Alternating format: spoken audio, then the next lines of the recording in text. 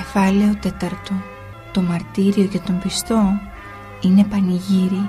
Πρέπει να πέσουν μερικοί για να σωθεί η κατάσταση. Δύσκολα χρόνια. Θα περάσουμε τράνταγμα. Ξέρετε τι θα πει τράνταγμα? Αν δεν έχετε λίγη κατάσταση πνευματική, δεν θα αντέξετε. Θεός φυλάξει. Θα φτάσουμε να έχουμε ακόμη και άρνηση πίστεως. Κοιτάξτε να αδελφωθείτε, να ζήσετε πνευματικά, να γατζωθείτε στο Χριστό. Αν γατζωθείτε στον Χριστό, δεν θα φοβάστε ούτε διαβόλους, ούτε μαρτύρια. Οι άνθρωποι στον κόσμο έχουν από πολλές πλευρές τριμώγματα, φόβους. Αλλά όταν κανείς είναι κοντά στο Χριστό, τι να φοβηθεί? Θυμάστε τον Άγιο Κήρυκο, 3 χρονών ήταν, και όταν πήγε να τον κατηχήσει ο τύραννος, του έδωσε μια κλωτσιά. Διαβάστε συναξάρια. Τα συναξάρια πολύ βοηθούν, γιατί συνδέεται κανείς με τους Αγίους και φουντώνει μέσα του η ευλάβεια και η διάθεση για θυσία. Αυτή η ζωή δεν είναι για βόλεμα. Θα πεθάνουμε που θα πεθάνουμε, τουλάχιστον να πεθάνουμε σωστά, μια που δεν κάνουμε τίποτε άλλο. Ας μας αξιώσει ο Θεός για ένα μαρτύριο. Καλά δεν θα είναι? Μία μέρα ήρθε στο καλύβι ένας βουρδουνάρης με κλάματα και μου είπε: «Μη μείνεις μόνος σου απόψε, σκέφτονται να σε σκοτώσουν». «Ποιοι?» του λέω. «Είναι 5-6, μου λέει. Συνόδευε 5-6 άθεους. Ποιος ξέρει τι προγράμματα είχαν για το Άγιον Όρος». Τον πέρασαν για χαζούλι και μιλούσαν μπροστά του. Μόλις τα άκουσε εκείνος, ήρθε και μου το είπε. Το βράδυ, όταν ξάπλωσα, άκουσα κουδουνάκι από το σκυλί. Κοιτάω από το παράθυρο και βλέπω 3 παλικάρια. «Άνοιξε ρε παππού», φωνάζουν. Παλικάρια, τι θέλετε τέτοια ώρα και γυρίζετε? Δεν έχετε μυαλό? Θα σας πάρουν για ύποπτους, τους λέω. Τους άλλους τους έβαλαν φυλακή. Όρεξη για κουβέντες δεν έχω. Να έρθουμε αύριο? Τι ώρα? Εσείς ελάτε αύριο ό,τι ώρα θέλετε, και εγώ αν μπορώ θα σας δω. Τους έδιωξα. Βλέπω ότι το φως του φακού δεν συνέχισε. Είχαν σταματήσει πιο πάνω. Σηκώθηκα, ντύθηκα, έβαλα το σχήμα μου και τους περίμενα. Είχα μια ειρήνη μέσα μου. Την άλλη μέρα ήρθαν 3 τριάδες, αλλά δεν ήταν κανείς από εκείνους. Φυσικά σε μένα ξέρουν ότι χρήματα δεν θα βρουν να πάρουν, γιατί δεν έχω. Μόνο για πνευματικά θέματα τα βάζουν μαζί μου. Μια άλλη φορά ήρθε ένας στο καλύβι που ήταν σωματώδης, σαν γορίλας, και κάθισε σε μία άκρη. Εκείνη την ώρα έλεγα σε μια παρέα: «Βρε, μόνο για παρελάσεις είστε, όχι για μάχες. Θυσιάστηκε ο Χριστός, έχουμε ορθοδοξία, μαρτύρησαν Άγιοι που μας βοηθούν ακόμη. Αν δεν είχαν πέσει αυτοί, ποιος ξέρει τι θα ήμασταν». Όλα αυτά τον είχαν εξοργήσει. Ερχόταν, έφευγε ο κόσμος, αυτός καθόταν εκεί. Είχε τον σκοπό του. Ήταν ένα κρύο πράγμα. Τελικά έφυγαν και οι τελευταίοι. «Νύχτωσε», του λέω. «Άντε, πού θα πας?» «Δεν με απασχολεί το θέμα», μου λέει. «Με απασχολεί εμένα», του λέω. «Άντε να πας». Ορμάει τότε πάνω μου και με αρπάζει από τον λαιμό. «Έβρεσι με τους θεούς σου», μου λέει. Όταν άκουσα να μου λέει τους θεούς σου, ένιωσα σαν να έβριζε τον Θεό. «Τι, ειδωλολάτρης είμαι εγώ? Ποιους θεούς, βρε αθεόφοβε?» του λέω.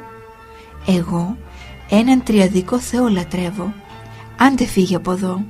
Του έδωσα μια σπρωξιά, σοριάστηκε κάτω και μαζεύτηκε κουβάρι.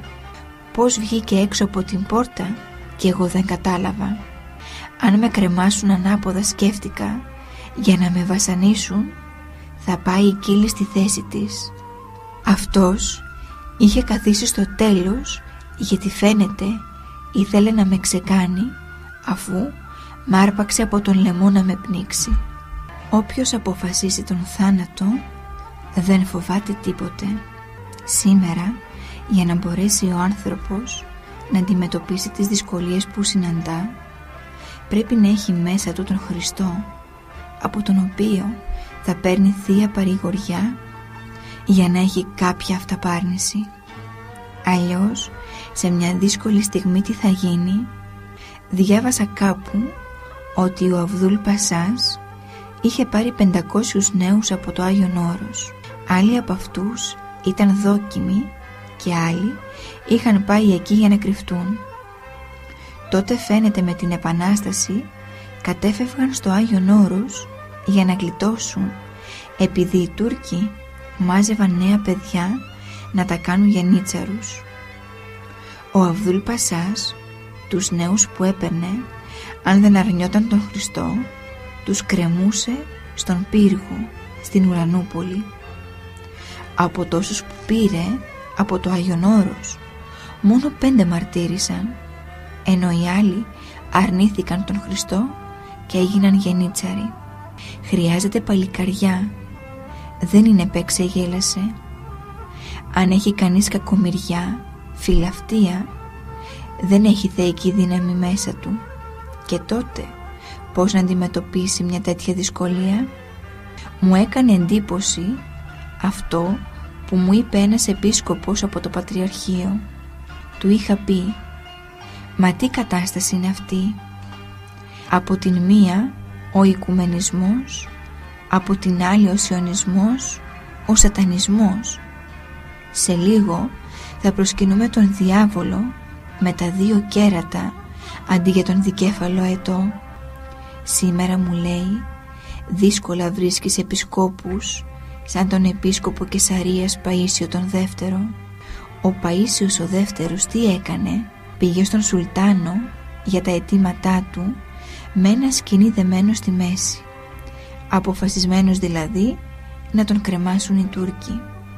Σαν να έλεγε στον Σουλτάνο, μην ψάχνεις σκοινί και χασομεράς, άμα θέλεις να μ' κρεμάσεις, έτοιμο το έχω το σκοινί.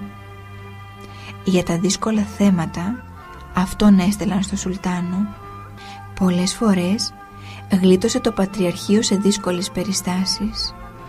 Στα γεράματά του τον έβαζαν επάνω σε ένα άλογο μέσα σε ένα κοφίνι.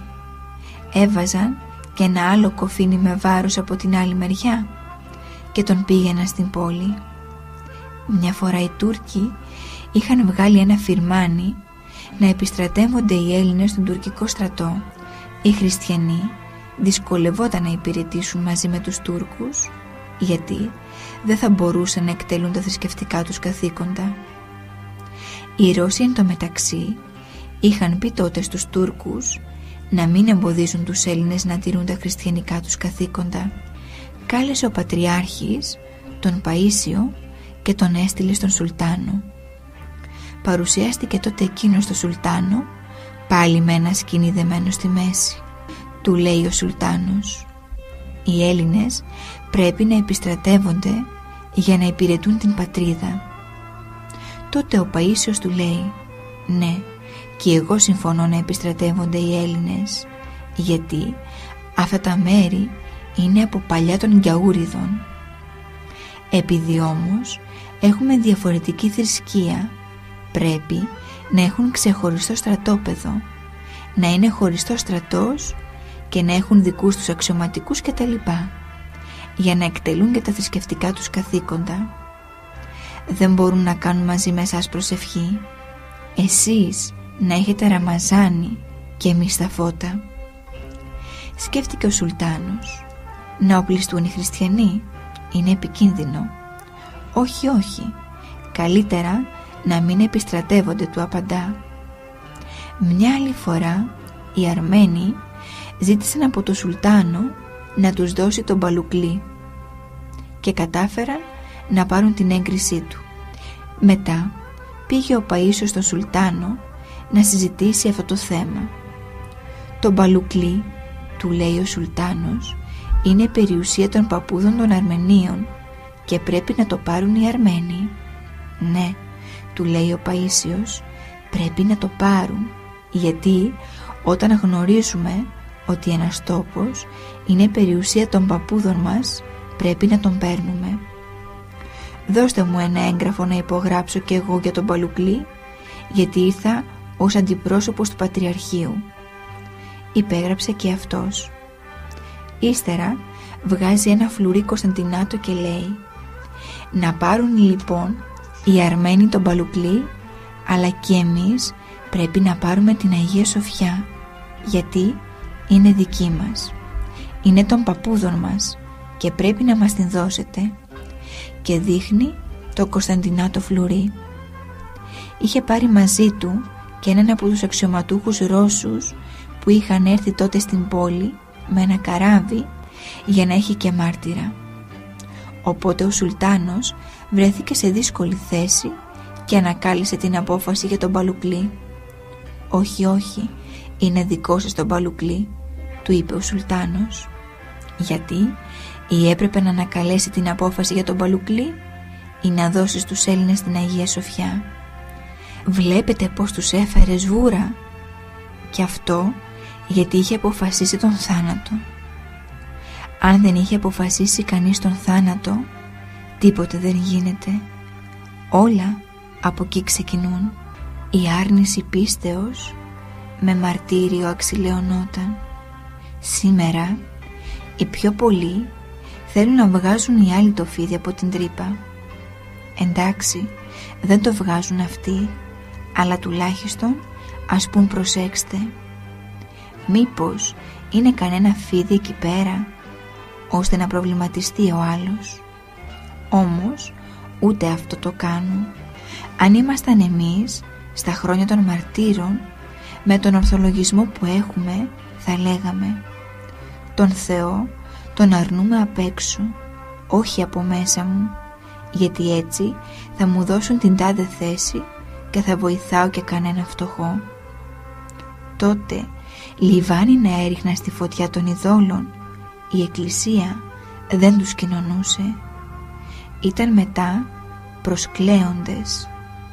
Αυτοί που αρνιόταν τον Χριστό έπρεπε με μαρτύριο να εξηλαιωθούν.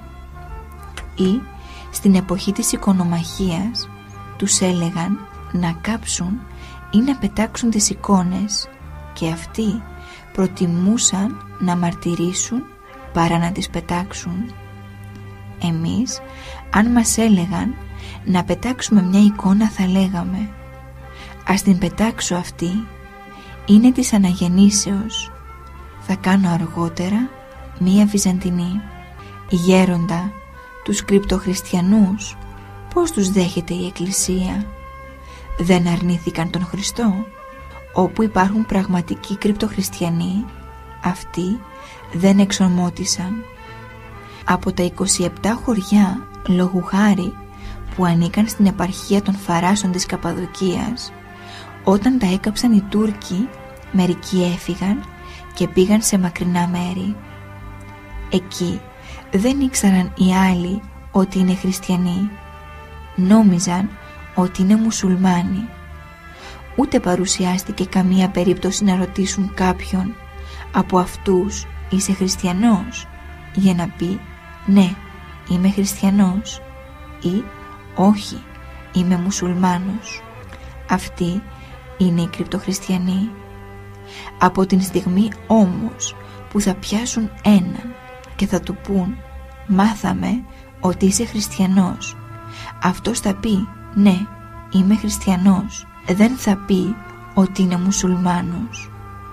Και στους πρώτους χριστιανικούς χρόνους υπήρχαν χριστιανοί που βαπτίζονταν κρυφά και οι άλλοι είχαν την εντύπωση ότι δεν είναι χριστιανοί. Όταν όμως χρειαζόταν, ομολογούσαν. Ο Άγιος Σεβαστιανός, λόγου χάρη, ήταν στρατηγός, είχε βαπτιστεί χριστιανός και νόμιζαν ότι είναι ειδωλολάτρης, ενώ ήταν χριστιανός. Κρυφά βοηθούσε πολύ θετικά τους χριστιανούς. Όταν όμως κατάλαβαν ότι είναι χριστιανός, ομολόγησε και μαρτύρησε. Σε ένα τουρκικό χωριό ήταν πολύ κρυπτοχριστιανοί και ο πρόεδρος ήταν παπάς. Παπαγιώργη τον έλεγαν, Χασάν τον φώναζαν. Κάποτε πήγαν και τον ειδοποίησαν ότι στο τάδε μέρος, σε μία κατακόμβη, είναι κρυμμένοι χριστιανοί. «Θα πάω να δω», τους είπε, «μην ανησυχείτε». Παίρνει τους ανθρώπους του, πηγαίνει και βρίσκει εκεί τους χριστιανούς όλους μαζεμένους. Προχωράει στην ωραία πύλη, ξεκρεμάει το πετραχύλι, το φοράει και τους έκανε και σπερινό. Τους είπε μετά να λάβετε μέτρα και στους άλλους είπε, δεν ήταν τίποτε, διαδόσεις είναι. Αυτοί δεν είναι εξομότες. Από την στιγμή όμως που υποψιαστούν κάποιον και του πουν, εσένα σε είδαμε ότι έκανε σταυρό, είσαι χριστιανός, και πει, όχι, είμαι μουσουλμάνος, τότε αρνείται. Μαρτύριο και ταπείνωση. Αυτός που θα αξιωθεί να μαρτυρήσει πρέπει να έχει πολύ ταπείνωση και να αγαπάει πολύ τον Χριστό. Αν προχωρήσει εγωιστικά στο μαρτύριο, θα τον εγκαταλείψει η χάρις. Θυμάστε ο Σαπρίκιος που έφτασε μέχρι το μαρτύριο και όμως αρνήθηκε τον Χριστό. «Γιατί με φέρατε εδώ?» είπε στους δημίους. «Καλά, δεν είσαι χριστιανός?» του λένε. «Όχι», απαντά, και ήταν ιερέας. Μου λέει ο λογισμός ότι πήγαινε να μαρτυρήσει εγωιστικά και όχι ταπεινά. Δεν πήγαινε στο μαρτύριο για την πίστη του, για την αγάπη του Χριστού. Γι' αυτό τον εγκατέλειψε η χάρις. Γιατί όταν κινείται κανείς εγωιστικά, δεν δέχεται τη χάρη του Θεού και επόμενο είναι σε μία δυσκολία να αρνηθεί τον Χριστό. Γέροντα, πολλές φορές λέμε ότι σε δύσκολες ώρες ο Θεός θα δώσει δύναμη. Ο Θεός θα δώσει δύναμη σε έναν ταπεινό άνθρωπο που έχει καθαρή καρδιά, που έχει καλή διάθεση. Αν δει ο Θεός πραγματικά καλή διάθεση, ταπείνωση, θα δώσει πολύ δύναμη. Δηλαδή θα εξαρτηθεί από την διάθεση του ανθρώπου για να του δώσει δύναμη ο Θεός. Γέροντα, είπατε να έχει ταπείνωση και καλή διάθεση ο άνθρωπος. Μπορεί να έχει περηφάνεια και καλή διάθεση? Όταν λέμε ταπείνωση, εννοούμε τουλάχιστον στο θέμα αυτό του μαρτυρίου να έχει ταπείνωση. Μπορεί να έχει περηφάνεια, αλλά τότε να ταπεινωθεί και να πει, «Θεέ μου, είμαι υπερήφανος, τώρα όμως δώσ' μου λίγη δύναμη να μαρτυρήσω για την αγάπη σου και να εξοφλήσω τις αμαρτίες μου». Οπότε, αν έχει ταπεινή διάθεση και πηγαίνει στο μαρτύριο με μετάνοια, τότε δίνει πολύ χάρη ο Θεός. Να μην πάει δηλαδή με υπερήφανη διάθεση, με τον λογισμό ότι θα γίνει μάρτυρας και θα του γράψουν μετά το συναξάρι και ακολουθία θα του κάνουν εικόνα με φωτοστέφανο. Μου είπε κάποιος, «Κάνε προσευχή, Πάτερ, να φτάσω μέχρι πέμπτου ουρανού». «Καλά», του λέω, «ο Απόστολος Παύλος έφτασε στον τρίτο ουρανό. Εσύ ζητάς να φτάσεις στον πέμπτο?» «Γιατί», μου λέει, «δεν γράφει να ζητάμε τα κρίτωνα?» Ακούσε εκεί κουβέντα. Πάντως, αν πάει κανείς στο μαρτύριο για να έχει δόξα στον παράδεισο, καλύτερα να μη σκεφτεί να μαρτυρήσει. Ένας γνήσιος, ένας σωστός χριστιανός, αν ήξερε ότι και στον παράδεισο που θα πάει θα έχει πάλι βάσανα, θα έχει μαρτύρια, πάλι θα λαχταρούσε να πάει εκεί. Δεν πρέπει να σκεφτόμαστε ότι αν υποφέρουμε κάτι εδώ στη γη θα είμαστε καλύτερα εκεί στον ουρανό. Να μην πάμε έτσι μπακαλίστικα. Εμείς θέλουμε τον Χριστό. Ας υπάρχει μαρτύριο, ας μαρτύρουμε κάθε μέρα, ας μας δέρνουν κάθε μέρα και 2 και 3 φορές την ημέρα. Δεν μας απασχολεί.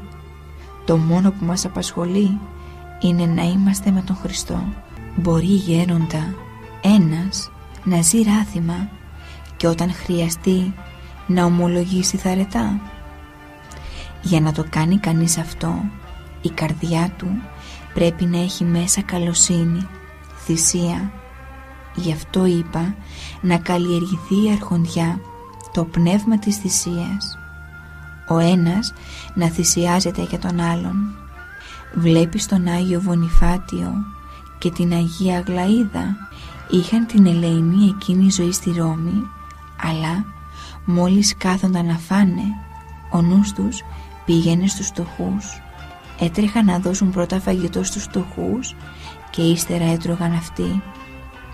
Παρόλο που ήταν κυριευμένοι από πάθη, είχαν καλοσύνη και πονούσαν τους φτωχούς. Είχαν θυσία, γι' αυτό ο Θεός τους βοήθησε. Και η Αγλαΐδα, αν και ζούσε αμαρτωλή ζωή, αγαπούσε τους Αγίους Μάρτυρες και ενδιαφέρονταν για τα Άγια Λείψανα. Είπε στον Βονιφάτιο να πάει με άλλους υπηρέτες της στη Μικρά Ασία για να πληρώσει και να μαζέψει τα Άγια Λείψανα των Μαρτύρων και να τα μεταφέρει στην Ρώμη. Και εκείνος της είπε χαμογελώντας: «Αν σου φέρουν και το δικό μου λείψανο, θα το δεχθείς?» «Μην αστιεύεσαι με αυτά», του λέει εκείνη. Τελικά, όταν έφτασε στην Ταρσό και πήγε στο αμφιθέατρο για να αγοράσει τα Άγια Λείψανα, παρακολουθούσε τα μαρτύρια των χριστιανών και αμέσως συγκλονίστηκε από την καρτερία τους. Έτρεξε, ασπάστηκε τα δεσμά και τις πληγές τους και τους ζήτησε να προσευχηθούν για να τον ενισχύσει ο Χριστός να ομολογήσει δημόσια ότι είναι χριστιανός. Μαρτύρησε λοιπόν και αυτό στο αμφιθέατρο και οι σύντροφοί του αγόρασαν το λείψανό του και το μετέφεραν στη Ρώμη, όπου άγγελος Κυρίου είχε πληροφορήσει την Αγλαΐδα για το γεγονός. Έτσι έγινε εκείνο που χαριτολογώντας είχε προφητεύσει ο Βονιφάτιος πριν φύγει από τη Ρώμη. Ύστερα εκείνη, αφού μοίρασε την περιουσία της, έζησε με άσκηση και πτωχία ακόμη 15 χρόνια και αγίασε. Βλέπετε, δεν είχαν βοηθηθεί, γι' αυτό είχαν παρασυρθεί στο κακό και είχαν παρεκτραπεί. Είχαν όμως πνεύμα θυσίας και ο Θεός δεν τους άφησε. Τι λεβεντιά είχαν οι Άγιοι! Γέροντα, σκέφτομαι ότι αν έβλεπα τον τροχό της Αγίας Εκατερίνης θα πέθαινα από τον φόβο μου. Άμα πέθαινες πριν σε ανεβάσουν στον τροχό, καλά θα ήταν. Θα ήταν ευλογία από τον Θεό. Αλλά αν τυχόν ανέβαινες εκεί και δυσκολευόσουν, εκείνο θα ήταν το βάσανο. Οι μάρτυρες είχαν καλή διάθεση, βοηθούσε και ο Χριστός και άντεχαν στους πόνους. Τι αγάπη είχαν οι Άγιοι Μάρτυρες για τον Χριστό, τι λεβεντιά! Η Αγία Σολομονή με τα 7 παιδιά της, ένας-ένας μαρτύρησαν όλοι. Ο Άγιος Λογκίνος έκανε τραπέζι σε αυτούς που πήγαν να τον συλλάβουν και τους φιλοξένησε. Εκείνοι βιάζονταν να τους δείξει ποιος είναι ο Λογκίνος για να τον αποκεφαλίσουν και εκείνος τους έλεγε: «Θα σας τον δείξω». Όταν τους είπε ότι είναι ο ίδιος, εκείνοι δίστασαν, αλλά ο Άγιος Λογκίνος τους παρακάλεσε να εκτελέσουν την εντολή που είχαν και έτσι τον αποκεφάλισαν. Και ο Άγιος Γεδεών, ο Καρακαλινός, τι καρτερία είχε! «Πάρτε το χέρι», είπε στους δημίους, «πάρτε και το πόδι, πάρτε και τη μύτη. Για να μην τα πολυλογώ, πάρτε τα όλα». Φοβερό, αλλά Για να φτάσει ο άνθρωπος σε αυτό το σημείο πρέπει να μην αγαπάει τον εαυτό του και να αγαπάει τον Θεό. Η μητέρα μπαίνει μέσα στη φωτιά για να σώσει το παιδί της, επειδή η αγάπη της είναι ισχυρότερη από το κάψιμο της φωτιάς. Δεν καταλαβαίνει πόνο. Η αγάπη για το παιδί της σκεπάζει τον πόνο. Πόσο μάλλον η αγάπη για τον Χριστό, για τον Άγιο που προχωρεί στο μαρτύριο. Η αγάπη του για τον Χριστό είναι ανώτερη από τον πόνο, γι' αυτό και τον εξουδετερώνει. Το μαχαίρι του Δημίου το ένιωθαν οι μάρτυρες γλυκύτερο από το δοξάρι του βιολιού. Όταν φουντώσει η αγάπη για τον Χριστό, τότε το μαρτύριο είναι πανηγύρι. Η φωτιά ανακουφίζει καλύτερα από λουτρό, γιατί το κάψιμο γίνεται από το κάψιμο της Θείας Αγάπης. Το γδάρσιμο είναι χάιδεμα. Ο θείος έρωτας παίρνει την καρδιά, παίρνει και το μυαλό και τρελαίνεται ο άνθρωπος. Δεν καταλαβαίνει ούτε πόνο ούτε τίποτε, γιατί ο νους του είναι στο Χριστό και πλημμυρίζει η καρδιά του από χαρά.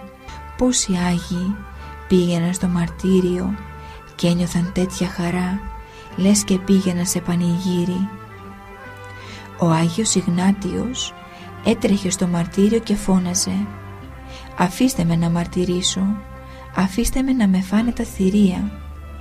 Την χαρά που ένιωθε εκείνος δεν την αισθάνεται ούτε ένας νεαρός ερωτευμένος που λέει: «Θέλω αυτή να παντρευτώ και δεν υπολογίζω κανένα, ούτε μάνα ούτε πατέρα». Από την τρέλα του ερωτευμένου μεγαλύτερη ήταν η τρέλα του Αγίου Ιγνατίου. Όλοι οι Άγιοι αγωνίστηκαν για την αγάπη του Χριστού. Οι Άγιοι μάρτυρες έχισαν το αίμα τους. Οι όσοι πατέρες έχισαν υδρότες και δάκρυα. Έκαναν πνευματικά πειράματα στον εαυτό τους. Σαν καλοί βοτανολόγοι ταλαιπωρήθηκαν οι ίδιοι από την αγάπη προς το Θεό και προς την εικόνα του Θεού, τον άνθρωπο, για να μας αφήσουν τις πνευματικές τους συνταγές. Έτσι προλαβαίνουμε το κακό ή θεραπεύουμε μια πνευματική αρρώστια μας και αποκτάμε υγεία, και αν φιλοτιμηθούμε να τους μιμηθούμε στους αγώνες, μπορούμε ακόμη και να αγιάσουμε.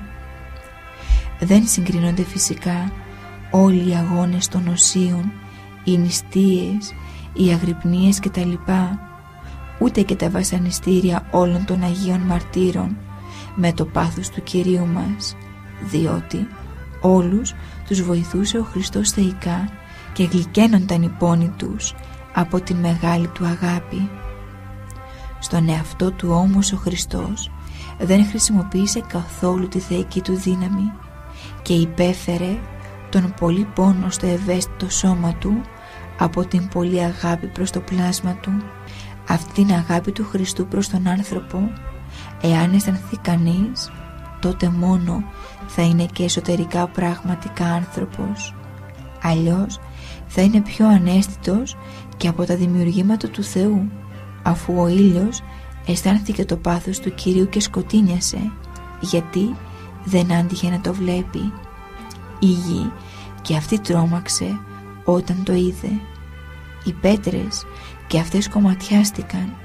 Οι τάφοι και αυτοί σύστηκαν τόσο δυνατά που ξύπνησαν πολλούς και κοιμημένους από χρόνια και τους έβγαλαν έξω να διαμαρτυρηθούν για την αχάριστη αυτή συμπεριφορά των ανθρώπων προς τον ευεργέτη και λυτρωτή τους Θεό. Μοναχός και μαρτύριο.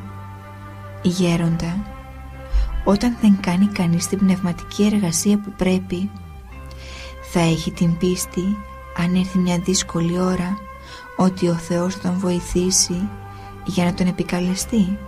Μήπως επαναπαυόμαστε στο λογισμό ότι τότε θα βοηθήσει ο Θεός για να αποφύγουμε τον κόπο της προετοιμασίας?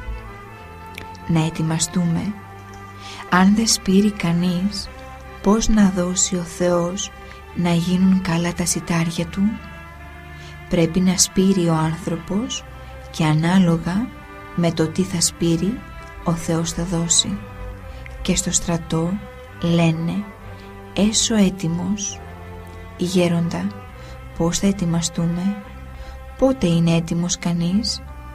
Όταν είναι επιφυλακή ο στρατός, οι στρατιώτες είναι συνέχεια έτοιμοι, με τα άρβιλα, με τα όπλα τους, με τις σφαίρες, περιμένουν διαταγή. Πόσο μπορεί να κρατήσει αυτή η επιφυλακή? Ανάλογα, ο μοναχός πρέπει να είναι πάντοτε έτοιμος και τότε δεν φοβάται τίποτε. Τι να φοβηθεί? Τον θάνατο? Αυτός θα του ανοίξει την πόρτα του παραδείσου, γιατί κάτω από την πλάκα του τάφου είναι κρυμμένο το κλειδί της αιωνιότητος. Άλλωστε ο μοναχός, όποτε και αν πεθάνει, εν μετανία βρίσκεται. Η φυγή του από τον κόσμο και το σχήμα του αυτό δηλώνουν. Μετανοεί και προχωρεί να κάνει λεπτή πνευματική εργασία. Όσο αυξάνει η αγάπη για τον Θεό και τον πλησίον, τόσο ελαττώνεται η αγάπη για τον εαυτό του και δεν τον υπολογίζει. Και τότε ισχύει εκείνο που γράφει ο Απόστολος Παύλος: «Τίποτε δεν μπορεί να με χωρίσει από την αγάπη του Χριστού». Τους κοσμικούς η σκέψη του μαρτυρίου τους αναγκάζει να καταφύγουν στο Θεό και να λένε από φόβο «Χριστέ μου, Παναγία μου», ενώ ο μοναχός θέλει να είναι συνέχεια κοντά στο Θεό γιατί τον αγαπάει. Πολλοί από τους κοσμικούς κάνουν το καλό γιατί φοβούνται να μην πάνε στην κόλαση. Ο μοναχός όμως κάνει το καλό από ευγνωμοσύνη για να ευχαριστήσει τον ευεργέτη του Θεό. Γέροντα, πώς θα νιώσω το μαρτύριο και την άσκηση? Για να νιώσεις κι εσύ λίγο τι θα πει μαρτύριο, να δέχεσαι έστω με χαρά την περιφρόνηση. Και αν θέλεις να νιώσεις και λίγο την άσκηση, μια που δεν μπορείς να νηστέψεις 40 μέρες όπως ο Χριστός, νήστεψε κι εσύ έστω μια Τετάρτη που τον πρόδωσαν και μια Παρασκευή που τον σταύρωσαν. Εκείνοι που θέλουν να μαρτυρήσουν για την αγάπη του Χριστού, αλλά δεν υπάρχει μαρτύριο, μπορούν την αγάπη τους αυτή, από την οποία καίγονται, να την εκδηλώσουν με άσκηση σωματική για τις ψυχές των κεκοιμημένων που καίγονται, για να βρουν λίγη ανάπαυση. Όπως το μαρτύριο είναι πανηγύρι, έτσι και η άσκηση είναι πανηγύρι, γιατί αποφεύγει κανείς όλη την ανθρώπινη παρηγοριά και βρίσκει την Θεία. Οι Άγιοι Μάρτυρες ένιωθαν μεγάλη χαρά που τους δίνονταν η ευκαιρία να μαρτυρήσουν. Από το μαρτύριο ξεκίνησε ο ασκητισμός στην πνευματική ζωή. Όταν ανέλαβε την εξουσία, ο Μέγας Κωνσταντίνος έβγαλε τους χριστιανούς από τις φυλακές, γιατί τους είχαν εκεί για να τους τελειώσουν, άλλους ακατεμένους κτλ, και σταμάτησαν τα μαρτύρια. Αλλά εκείνοι που περίμεναν στις φυλακές με χαρά τη σειρά τους για να μαρτυρήσουν, όταν ελευθερώθηκαν, πολλοί στενοχωρήθηκαν που τους χάλασε ο Μέγας Κωνσταντίνος τη δουλειά. Εκεί που περίμεναν το μαρτύριο με χαρά, βρέθηκαν ελεύθεροι. Οπότε από την αγάπη τους προς τον Θεό και την φλόγα που είχαν να μαρτυρήσουν, πήραν τα βουνά. Γι' αυτό τα μαρτύρια που θα τους έκανε ο Διοκλητιανός, ο Μαξιμιανός, τα έκαναν μόνοι τους τον εαυτό τους με την άσκηση.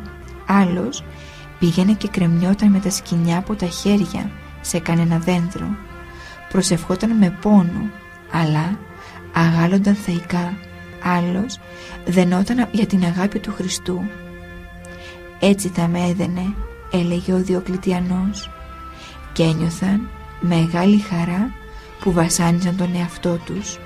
Ξεκίνησαν οι πρώτοι με αυτή την Θεία Τρέλα, την Θεία Παλαβομάρα, και δόθηκαν στην άσκηση για την αγάπη του Χριστού, και μετά τους μιμήθηκαν στην άσκηση και άλλοι. Έτσι μπήκε ο ασκητισμός στη θρησκεία μας. Άλλοι πάλι, πιο παλαβοί, είπαν «Είμαστε πρόβατα του Χριστού» και έτρωγαν μόνο χορτάρι από την γη. Αυτοί ήταν οι λεγόμενοι βοσκοί. Ζούσαν τόσο έντονα τις ευεργεσίες του Θεού και την δική τους μηδαμινότητα που έλεγαν «Είμαι ζώο αχάριστο, σε όλη μου την ζωή θα τρώω χόρτα», και έτσι έκαναν. Έτρωγαν χόρτα και χαίρονταν. Φτερούγιζε η καρδιά τους από αγάπη προς τον Χριστό. Πρόβατο του Χριστού έλεγαν δεν είμαι, θα τρώω χόρτα. Αργότερα όμως το απαγόρευσε η Εκκλησία, γιατί οι κυνηγοί πολλούς τους περνούσαν για άγρια ζώα και τους σκότωναν. Σήμερα αυτά δεν μπορούν να τα καταλάβουν οι άνθρωποι, τα θεωρούν ανοησίες. Γιατί να τρώω χόρτο σαν το ζώο, λένε, ή για ποιο σκοπό να κρεμιέμαι έτσι και να ταλαιπωρώ το σώμα μου. Είδες όμως τι λέει ο Αββάς Ισαάκ, μακάρι να μας αξιώσει ο Θεός να κάνουμε τέτοιες αταξίες, να φτάσουμε σε αυτήν την πνευματική αταξία. Λόγοι γέροντος Παϊσίου Αγιορείτου. Μία παραγωγή του ραδιοφωνικού σταθμού Άγια Μετέωρα.